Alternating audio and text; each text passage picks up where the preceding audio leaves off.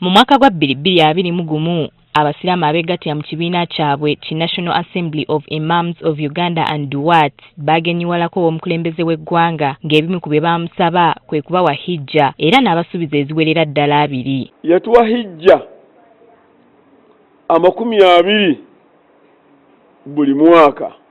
Annyonnyola nti ekisuubizo kino bwe kyalwayo ne baddamu okujjukiza omukulembeze w'eggwanga kwe kubongerako ne ziwera hijja 10. Ng'atuwandiikira ng'agamba nti okusinziira ku hijja zino ebbanga lizimaze emyaka 15 tugenda kutwala bayimaamu 10 ne baamiira ab'e Kampala.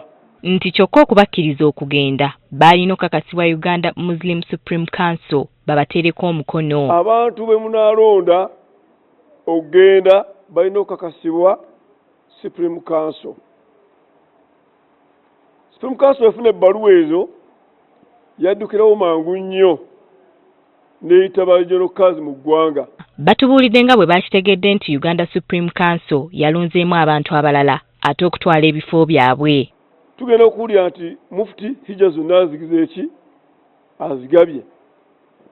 Message yaffe ne tugifuna wabaddewo enteeseganya nnyingi ezigenda mu maaso wakati wa State House ne Mufti wa Uganda oba ne Supreme Council. Wabula bwe tutuukiridde aba Uganda Supreme Council batutegeezezza nga ba imaamu bano ebbaluwa bwe baagisoma obubi. Ti President n'ayanukula okusaba oku nga ku lunaku enkunnyonnyodde n'alagira mu directive yonize mu bbaluwa gye nasomyeko ng'alagira His Eminence Dr. Sheikh Shaban Ramadhani Mubajje aselectinge abantu nga 10 abanagenda okufuna omukisa ogwo okubeera ku mukolo gwa hijja omwaka guno. Ono agamba nti omukulembeze w'eggwanga yawa abasiraamu bonna si ba imaamu b'omu Kampala nga bo bwe balowooza. Esigadde ne zigenda nga zigabwa mu regions zonna eza Uganda.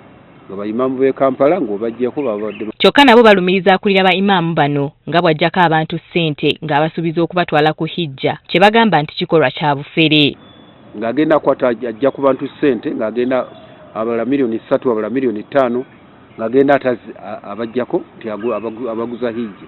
Obutakanya mu basiraamu buli lukya bugenda bweyongera ku nsonga ez'enjawulo nga waliwo n'abaddukira mu kooti nga bawakanya obukulembeze bwa Mufti Mubajje era ng'omusango guno gusuubirwa okutandika okuwulirwa ng'ennaku z'omwezi 3 omwezi guno. Winnie Nakayinja agafeeyo ku Spark TV. Waliwo bendaba nga baaliwo